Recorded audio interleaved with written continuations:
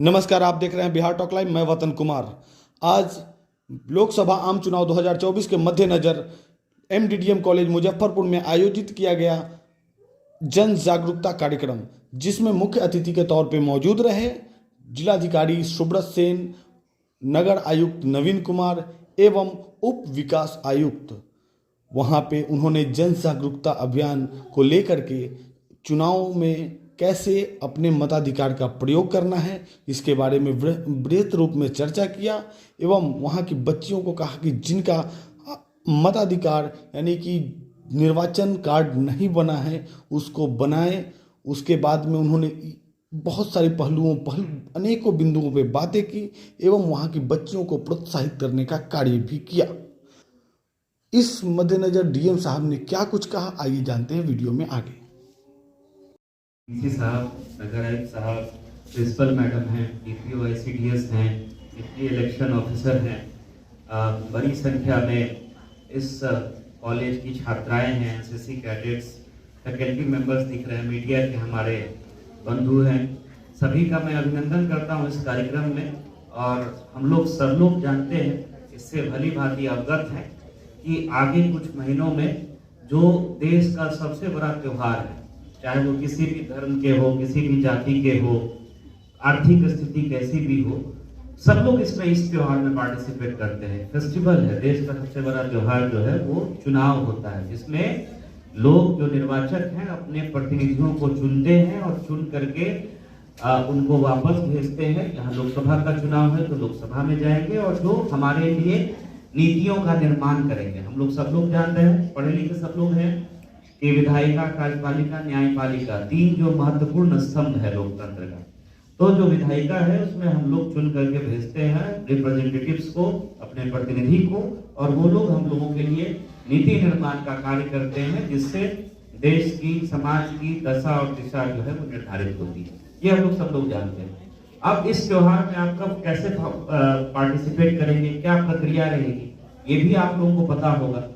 तो इसमें आप कब पार्टिसिपेट कर पाएंगे, जब आपका जो इलेक्टोरल रोल होता है। इलेक्टोरल रोल क्या है? जो निर्वाचक सूची है, जिसके आधार पे आपको वोटर आईडी कार्ड मिलता है, या वोटर आईडी कार्ड आपके पास नहीं भी हो तो अन्य डॉक्यूमेंट्स हैं जिनका उपयोग करके जिस दिन चुनाव होगा, मतदान होगा, आप जो है अपने मताधिकार का प्रयोग कर सकते हैं। और मताधिकार क्यों महत्वपूर्ण है, अभी डीडीसी साहब और नगर आयुक्त साहब बता रहे थे।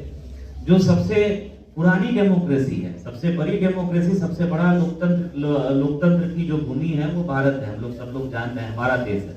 लेकिन जो सबसे पुरानी डेमोक्रेसी है, इवन यूनाइटेड स्टेट्स में भी, जो अमेरिका है, वहां भी जो हम कहेंगे सबके लिए मतदान का अधिकार एक साथ लागू नहीं हुआ था। बहुत सारे वर्ग ऐसे थे, उसमें महिलाएं भी थी, जिनको की मताधिकार का अधिकार जो है, मतदान का अधिकार बहुत बाद में मिला। ये आप लोग पढ़े होंगे, आप लोग को पता होगा।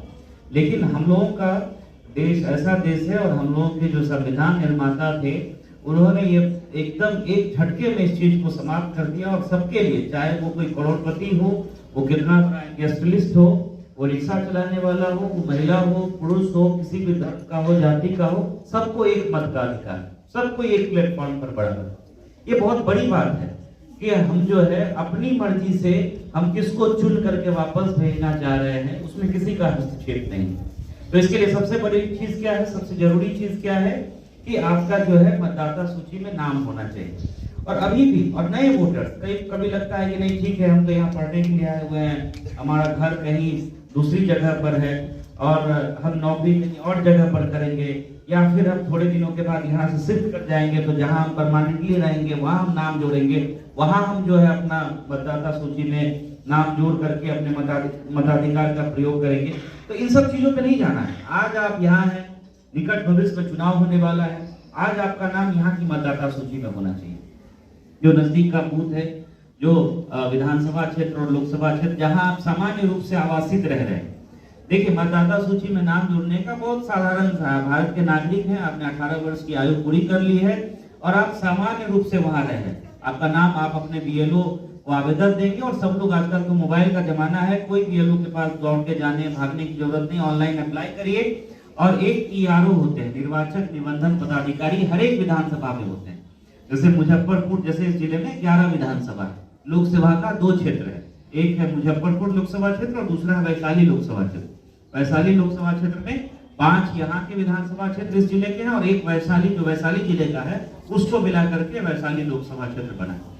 तो जो विधानसभा क्षेत्र जैसे मुजफ्फरपुर विधानसभा है जिसके की ईआरओ निर्वाचक निबंधन पदाधिकारी नगर आयुक्त साहब है, तो आप उनके ऑफिस में ऑनलाइन आप सारा फॉर्म 6 होता है, फॉर्म 6, 7 और फॉर्म 8 होता है, 3 तरह का। ये सब भी बेसिक चीजें आपको पता रहनी चाहिए। फॉर्म 6 है नाम जोड़ने के लिए, फॉर्म 7 है नाम हटाने के लिए, फॉर्म 8 है मॉडिफिकेशन के लिए, आपके नाम में कोई त्रुटि हो गई, आप एक जगह से दूसरी जगह शिफ्ट हो गए, मान लीजिए आपकी नौकरी कहीं और लग गई, फॉर्म 8 भरिए, यहाँ से नाम हट जाएगा, जहाँ आप जाइएगा वहां पर नाम जुड़ जाएगा। लेकिन फॉर्म 6 जो है वो बहुत महत्वपूर्ण है, आप उसमें सारी सूचनाओं को दर्ज करके आप ऑनलाइन अप्लाई करिए, आपका voter ID card postal address से आपके घर पे पहुंच जाएगा। निर्वाचक निबंधन पदाधिकारी ईआरओ जो है उसकी स्वीकृति देंगे। बीएलओ एक इंपॉर्टेंट आदमी, टीचर्स ही होते हैं ज्यादातर, सरकारी कर्मी जो है बूथ लेवल ऑफिसर होते हैं, आप उनको भी दे सकते हैं। और आजकल ऑनलाइन के जमाने में खुद जो है अपने से भरना चाहिए। आपका जो कॉलेज का आईडी कार्ड है या अदर कोई डॉक्यूमेंट्स है आप उसको जो है लगा करके दीजिए और आपको जो है वो वोटर आईडी कार्ड आपको ससमय आपके एड्रेस पर जो है वो मिल जाएगा। पहले भी इस महाविद्यालय में यह कार्यक्रम हो चुका हुआ है और चांदी जी का विशेष रूप से अनुरोध था कि इस कार्यक्रम की शुरुआत इस महाविद्यालय से ही की जाए।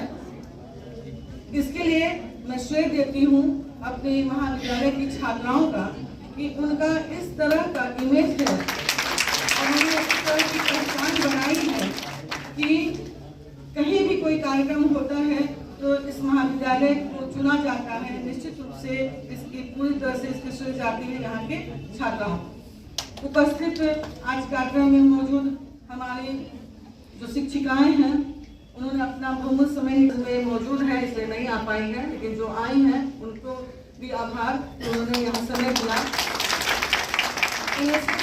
और एनसीसी की जो लड़कियां हैं वो लगातार सवेरे से मौजूद हैं और अपना कर्तव्य निर्वहन करने के लिए इस महाविद्यालय में जानी जाती हैं। वो लगातार सतत उनका प्रयास है। डिसिप्लिन तो हमारी छात्राएं बनाए रखती ही हैं, लेकिन उनका भी सहयोग बना रहता है। सर ने शायद ध्यान दिया होगा कि जब वो आ रहे थे या अभी जाएंगे देखेंगे तो हमारी छात्राओं ने रंगोली बनाया है सर, और रंगोली का जो थीम है वह आज के ही मौके से जुड़ा हुआ है। वोटिंग जो हम लोग को करना चाहिए या इससे जुड़ा हुआ है, उसी से एक रंगोली बनाया गया है ताकि लड़कियों को प्रोत्साहन मिले और लड़कियां भी उसके बारे में जानें।